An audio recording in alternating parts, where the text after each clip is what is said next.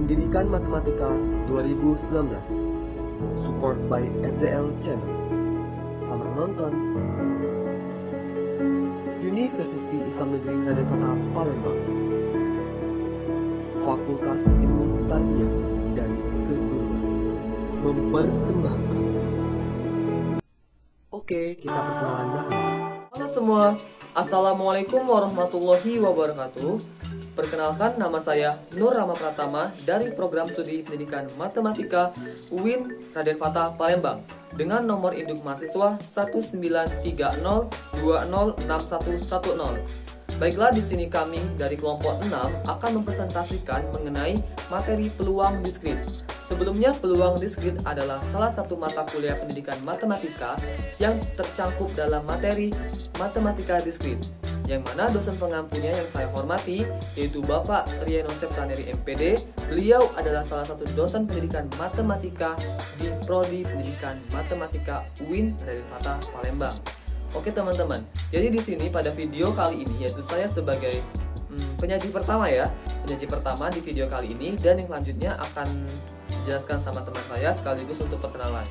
Mungkin itu saja dari saya, terima kasih. Wassalamualaikum warahmatullahi wabarakatuh. Selamat menonton.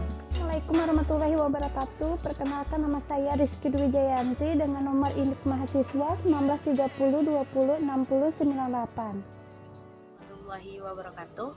Perkenalkan, nama saya Yuniarti dengan nomor induk mahasiswa 1930206093.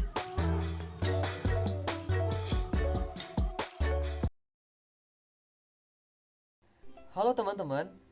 Jadi pada video kali ini kita akan mempresentasikan yaitu mengenai materi peluang diskrit. Ya, peluang diskrit adalah materi yang dikaji dari matematika diskrit ya teman-teman.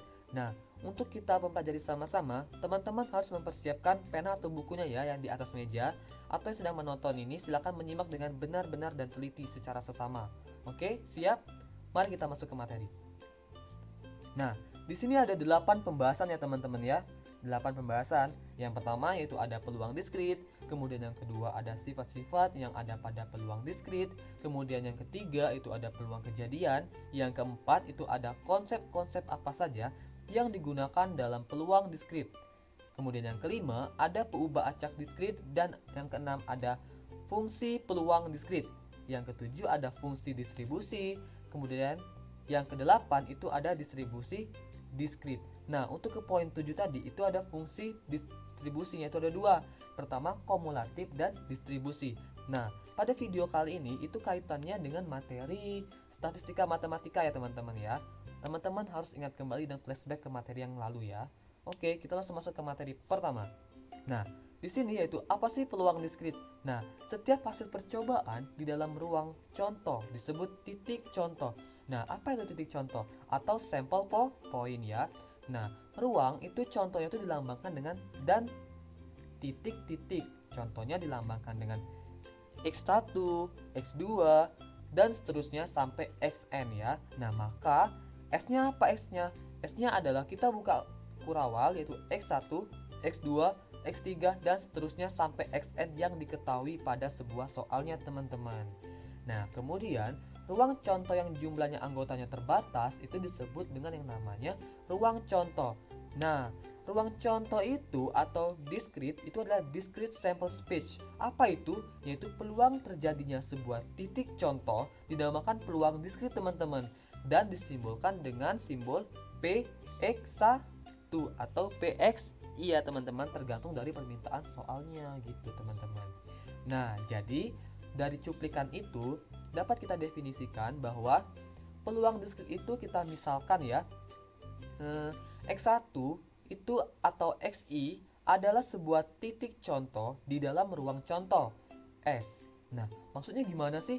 Jadi peluang bagi XI itu adalah ukuran kemungkinan terjadinya atau munculnya XI itu sendiri teman-teman di antara titik-titik contoh yang lain di dalam S gitu teman-teman. Jadi itu tuh dia itu di antara titik-titik itu di dalam itu ada S teman-teman ya. Kemudian kita lanjut ke selanjutnya. Nah, di sini ada, saya geserkan dulu kameranya ya. Oke, di sini ada yaitu sifat-sifat peluang diskrit. Nah, di sifat-sifat peluang diskrit ini teman-teman akan mengetahui ya, yaitu jadi peluang diskrit itu adalah mempunyai sifat sebagai berikut. Oh, ternyata sifat peluang diskrit itu mempunyai sifat teman-teman, bukan saja manusia ya. Oke, jadi yang pertama yaitu dimana yaitu PXI-nya itu kurang dari 0 dan kurang dari 1, yaitu nilai peluangnya itu adalah bilangan tidak negatif dan selalu lebih kecil atau sama dengan 1 teman-teman. Dan yang kedua itu jumlah dari PXI atau sigmanya itu sama dengan 1. Maksudnya gimana kak? Maksudnya adalah jumlah peluang semua titik contoh di dalam ruang contoh S adalah 1 nilainya karena sigma dari PXI sama dengan 1. Oke, kita masuk ke contoh. Nah, di sana ada contoh ya. Uang logam mempunyai 2 buah muka, yaitu gambar G dan angka A. Kalau misalkan kita dalam matematika, kita misalkan ya, kalau dia gambar kita G, kemudian kalau dia angka kita A, untuk mempermudah kita dalam permisalannya. Nah, kemudian soalnya itu adalah jika sebuah koin uang logam dilempar, maka peluang munculnya muka gambar itu sama dengan 1/2. Kenapa 1/2? Begitu juga peluangnya gitu teman-teman. Jadi peluang munculnya itu muka angka itu sama dengan setengah juga.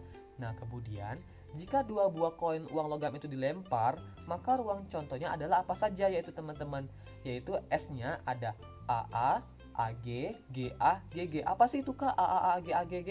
Bingung kan kita ya? Jadi S-nya itu adalah AA, berarti ada angka-angka, AG ada angka gambar, yang ketiga ada GA yaitu gambar angka, yang keempat ada GG gambar.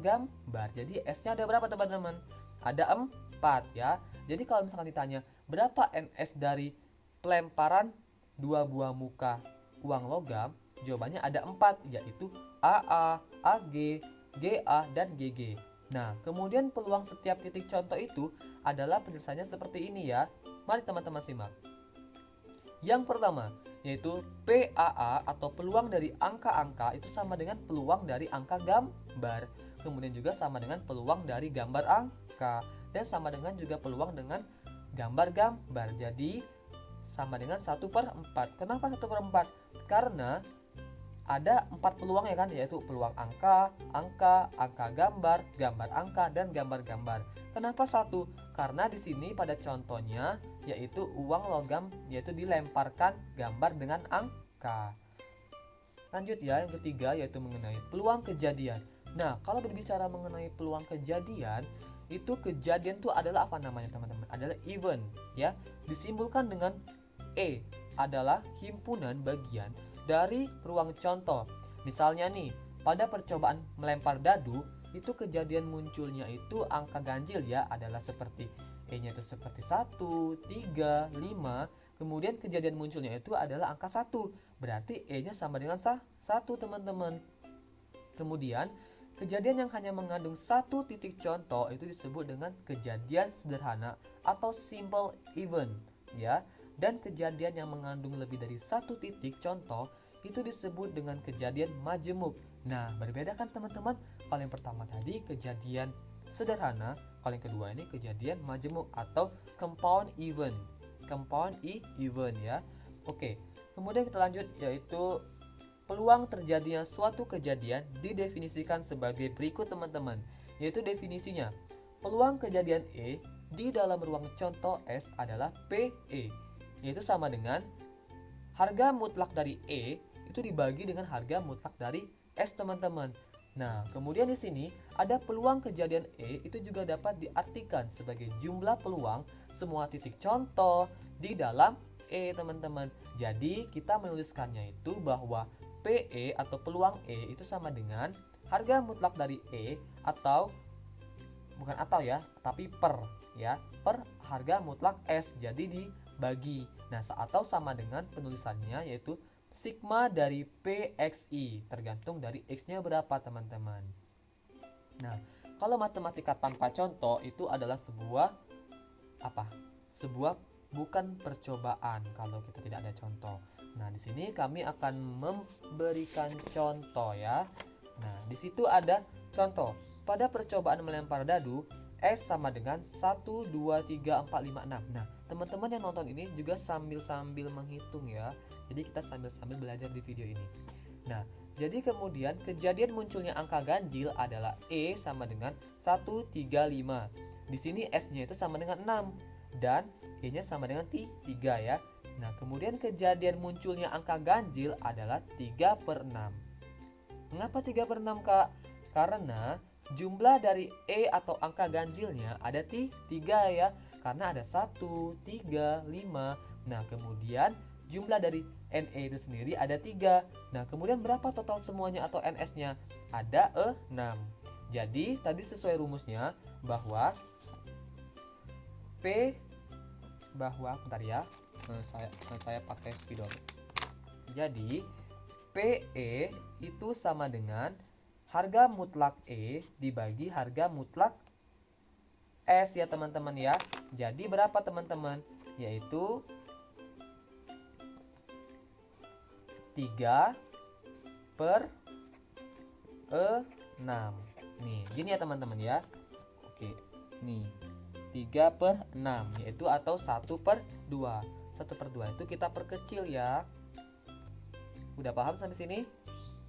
Oke, kita lanjut ya ke materi selanjutnya. Nah, di sini kita akan masuk ke materi konsep-konsep peluang diskrit. Apa aja itu sih Kak konsep-konsepnya? Mari kita simak. Nih, di sini Kakak zoom ya. Nah, jadi misalkan diketahui dua buah himpunan A dan B itu adalah dua buah kejadian di dalam ruang contoh S teman-teman.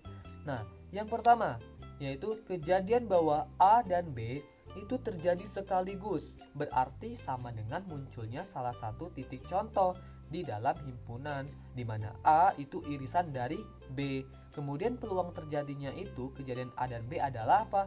Peluang A irisan B sama dengan sigma dari XI yang mana yaitu A irisan B itu sama dengan PXI, itu sama dengan peluangnya ya. Itu diartikan sebagai dalam bentuk kejadian A dan B-nya teman-teman. Kemudian yang kedua adalah kejadian bahwa A dan B itu terjadi sekaligus, berarti sama dengan munculnya salah satu titik contoh di dalam himpunan A gabungan B, yaitu peluangnya itu kejadian A dan B-nya adalah apa? Peluang A gabungan B sama dengan sigma XI di mana A gabungan B itu PXI-nya teman-teman ya. Kemudian yang ketiga apa Kak? Yang ketiga adalah kejadian bahwa A terjadi tetapi B tidak berarti, sama dengan munculnya salah satu titik contoh di dalam himpunan A dikurang B. Maksudnya gimana Kak? Jadi peluangnya itu terjadi jika kejadian A tetapi B tidak. Adalah seperti ini. Jadi P A dikurang B itu sama dengan sigma dari X, yaitu A sampai B atau A kurang B itu PXI. Jadi tergantung dari XI nya teman-teman ya. Nah, kemudian konsep terakhir atau konsep keempat yaitu kejadian bahwa salah satu dari A dan B itu terjadi, namun bukan keduanya teman-teman. Berarti sama dengan apa? Sama dengan munculnya salah satu titik contoh di dalam A, yaitu dengan B ya teman-teman ya. Nah, maka peluang terjadinya salah satu dari A dan B namun bukan keduanya. Beda ya, bukan keduanya. Berarti peluang A bukan keduanya dari B itu sama dengan sigma di mana X itu A bukan dari keduanya B, maka itu PXI juga teman-teman ya. Oke. Sampai sini bagaimana teman-teman? Apakah sudah paham mengenai konsep peluang diskrit? Nanti kalau teman-teman kurang paham itu silakan nanya di kolom komentar atau silakan di screenshot ya untuk PPT yang saya presentasikan ini. Nah, kemudian di sini tadi kita sudah mempelajari tentang konsepnya, maka kita harus yaitu ke contohnya teman-teman. Nah, di contoh itu di antara 100 bilangan positif, pertama, berapa peluang memilih secara acak sebuah bilangan yang habis dibagi 3 atau 5? Penyelesaiannya, dalam matematika kita selesaikan dengan sebuah permisalan ya. Oke, di sini A-nya kita nyatakan dalam kejadian bilangan bulat yang dipilih habis dibagi 3 teman-teman. Kemudian yang B-nya itu menyatakan kejadian bilangan bulat yang dipilih habis dibagi 5. Kemudian A irisan B-nya apa? A irisan B-nya itu menyatakan kejadian bilangan bulat yang dipilih habis dibagi 3 dan 5. Artinya adalah yaitu bilangan bulat yang habis dibagi oleh KPK. Nah, apa itu KPK? KPK adalah kelipatan persekutuan terkecil ya, itu materi SD. Di mana dari 3 dan 5 yaitu 15. Oke, di sini saya akan meminta teman-teman untuk flashback ya. Jadi kalau misalkan dia nanya KPK, berarti dia menggunakan pohon faktor. KPK-nya adalah 3 dikali 5, itu sama dengan 15. Ini ya. Nih, seperti ini pohon faktornya ya. Oke. Kemudian maka A gabungan B-nya itu menyatakan kejadian bilangan bulat yang dipilih habis dibagi 3 atau 5, teman-teman. Nah, kemudian terlebih dahulu kita harus menghitung yang namanya harga mutlak A. Itu sama dengan 100 dibagi 3. Kenapa sih Kak dibagi 3? Karena tadi kan permisalannya habis dibagi 3 dan jumlahnya itu ada 100 bilangan bulat positif pertama. Maka 100 dibagi 3 sama dengan 33,33333 dan seterusnya. Maka kita ambil saja 33, teman-teman ya. Kemudian yang B, harga mutlak B, yaitu 100 dibagi 5. Kak, kenapa 5 ya Kak ya? Karena bilangan habis dibagi 5 untuk percobaan keduanya. Ya, jadi 100 dibagi 5 sama dengan 20, angka pas ya. Nah, kemudian harga mutlak C-nya berapa Kak? Itu 100 dibagi 15. Kak, kenapa 15 ya? Karena 15 tadi diperoleh dari KPK 3 dan 5 atau bilangan yang habis dibagi 3 dan 5 itu kita kelipatkan dulu terkecilnya berapa. Jadi diperoleh 15, maka 100 dibagi 15 sama dengan 6. Nah, kemudian untuk mendapatkan peluang A gabungan B itu sama dengan peluang A ditambah peluang B kita kurangkan dengan peluang A irisan B. Maka sama dengan 33 per 100 itu ditambah dengan 20 per 100 dikurang 6 per 100.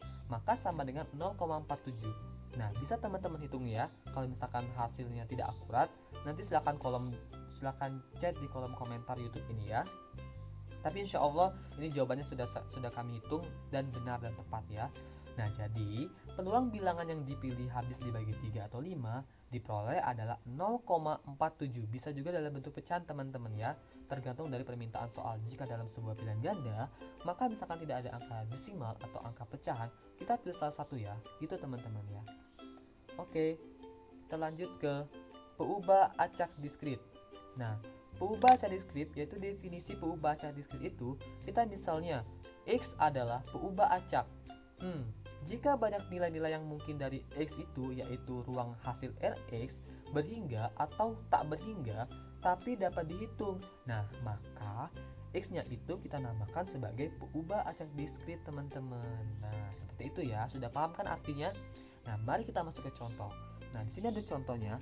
Ketika kita mengundi dua mata uang logam Rp100 yang seimbang secara sekaligus, maka ruang sampelnya itu adalah apa? AA, AG, GA, dan GG. Di mana A itu adalah angka, G adalah gambar. Jadi NS-nya ada 4, teman-teman ya. Karena dia dua mata uang logam. Nah, kemudian jika X-nya menunjukkan banyak G yang terjadi, maka nilai-nilai mungkin dari X itu adalah apa saja?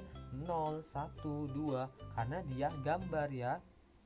Nah, karena banyak anggota dari Rx itu berhingga, maka X termasuk ke dalam peubah acak diskrit. Kalau dia berhingga berarti ke diskrit ya teman-temannya, perlu digarisbawahi. Kalau dia misalkan berhingga, berarti dia diskrit. Selanjutnya 6 fungsi peluang diskrit. Definisi fungsi peluang diskrit yaitu jika X adalah peubah acak diskrit, maka Px sama dengan peluang X sama dengan X. Untuk setiap X dalam range X dinamakan fungsi peluang dari X. Nilai fungsi peluang dari X yaitu peluang X harus memenuhi sifat-sifat sebagai berikut. Yang pertama itu peluang X harus lebih besar sama dengan 0, dan yang kedua itu sigma Px sama dengan 1. Langsung saja ke contoh soal. Di sini ada soal misalnya Farah mengundi dua buah mata uang logam Rp100 yang seimbang secara sekaligus. Maka tentukan distribusi peluang dari X.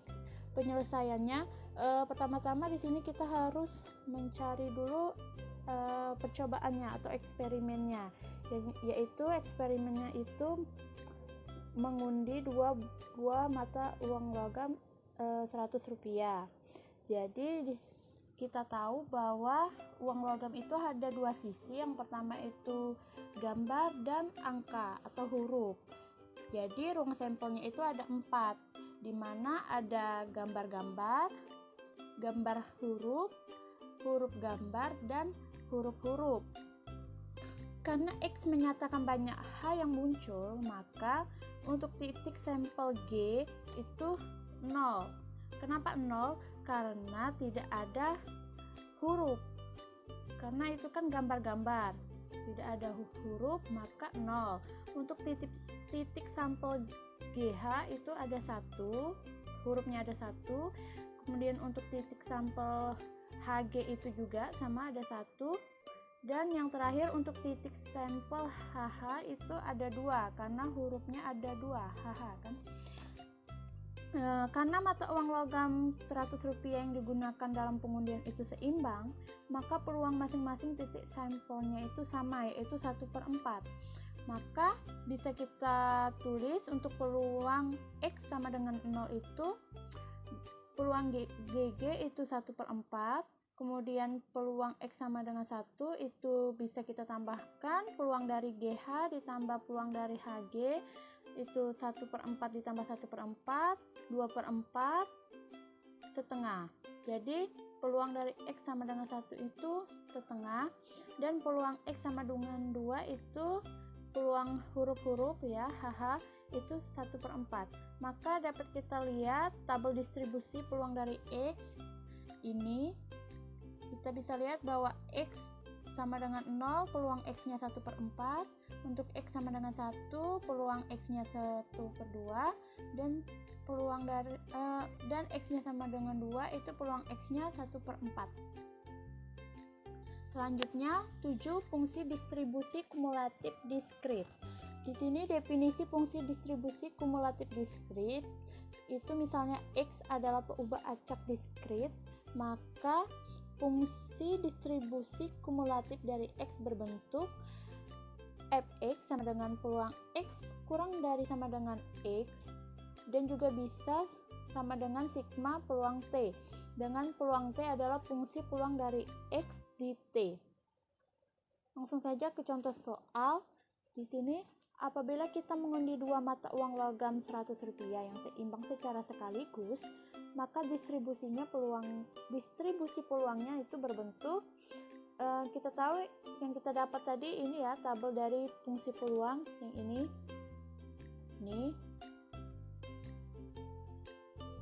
Maka di sini pertanyaannya tentukan fungsi distribusi dari X dan gambarkan grafik fungsi distribusinya. Penyelesaiannya untuk fungsi distribusi itu berbeda dengan fungsi peluang. Yang membedakannya untuk fungsi distribusi itu, kalau fungsi distribusi itu dipisah-pisah, dia sesuai interval seperti itu. Jadi di sini ya, untuk X kurang dari 0, fx-nya 0. Untuk X kurang dari sama dengan 0 dan X lebih dari 1, itu fx-nya sama dengan sigma dari peluang T, di mana T-nya itu sama dengan 0. Maka fx-nya itu 1/4. Untuk X kurang dari sama dengan 1 dan X lebih dari 2 itu f1-nya sama dengan sigma peluang T dengan T kurang dari sama dengan 1 itu ditambahkan P0 ditambah P1. P0-nya kita tadi dapat 1/4, P1-nya setengah. Maka didapat F1-nya 3/4.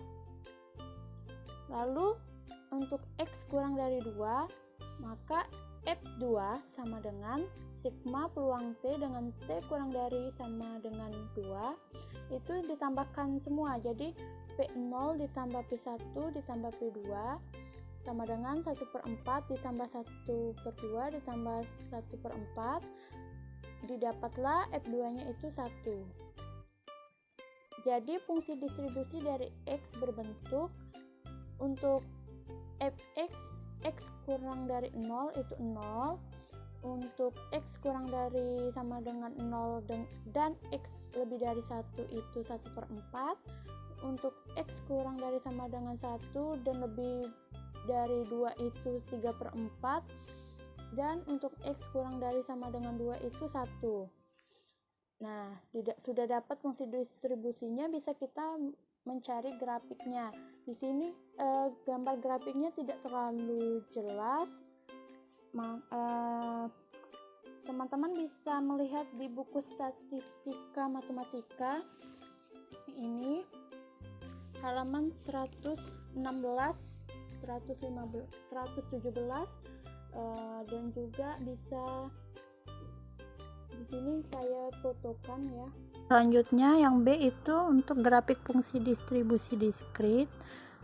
Kita tahu kan tadi sudah kita dapat untuk X kurang dari 0 itu 0, untuk X kurang dari sama dengan 0 dan X lebih besar dari 1 ini itu 1/4. Kemudian selanjutnya untuk X kurang dari sama dengan 1 dan X lebih besar dari 2 itu 3/4.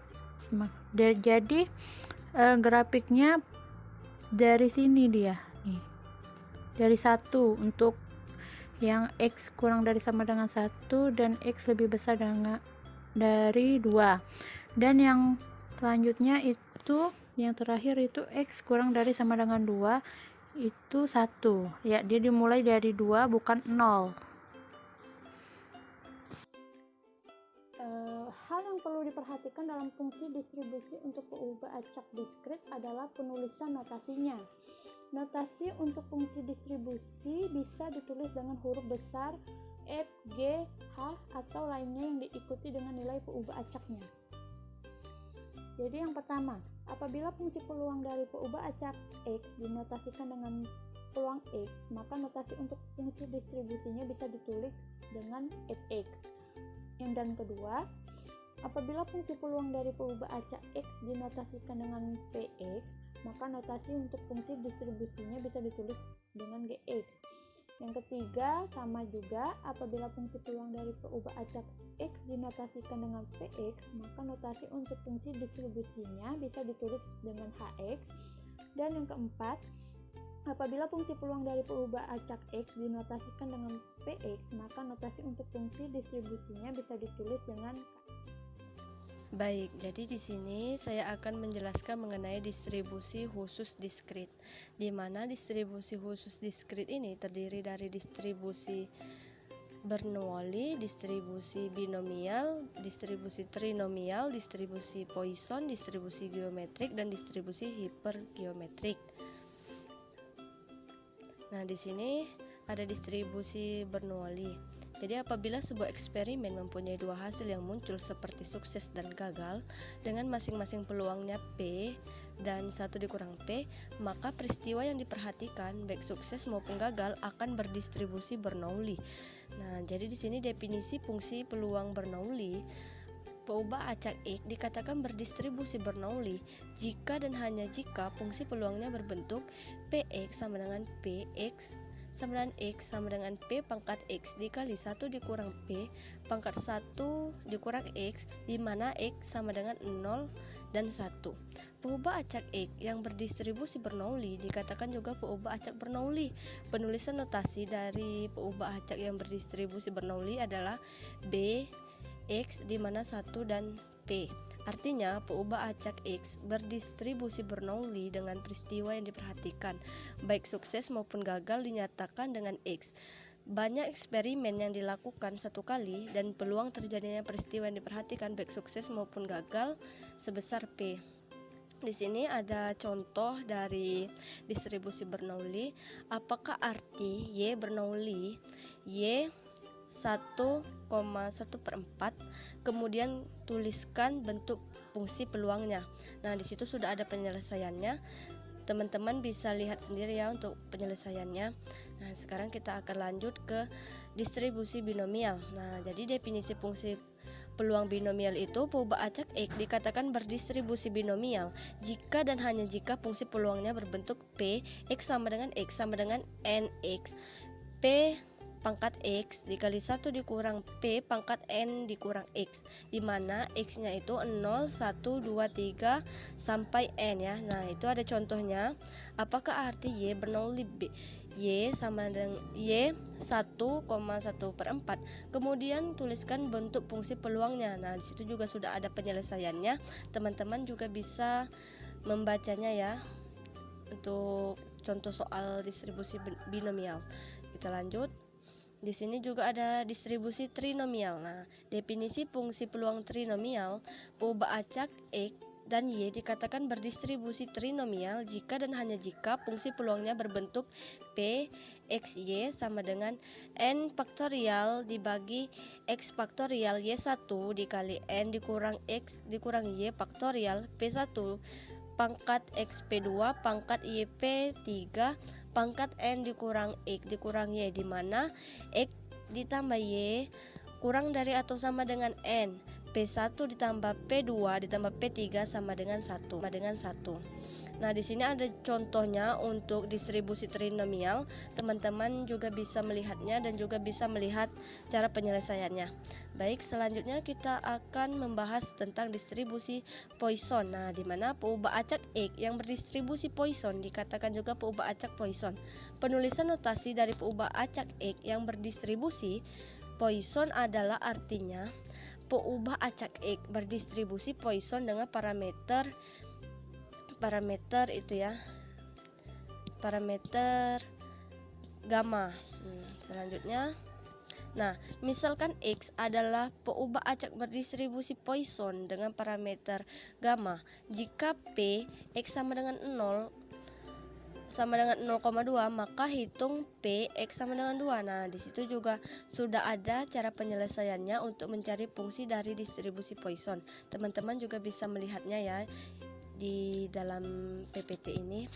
Nah, selanjutnya kita akan membahas mengenai distribusi geometrik. Nah, jadi definisi fungsi peluang geometrik. Nah, perubahan acak X dikatakan berdistribusi geometrik jika dan hanya jika fungsi peluangnya berbentuk Vx sama dengan Vx sama dengan X sama dengan 1 dikurang P pangkat X dikurang 1 dikali P, di mana X sama dengan 1, 2, 3 dan seterusnya ya. Nah di situ juga ada contoh.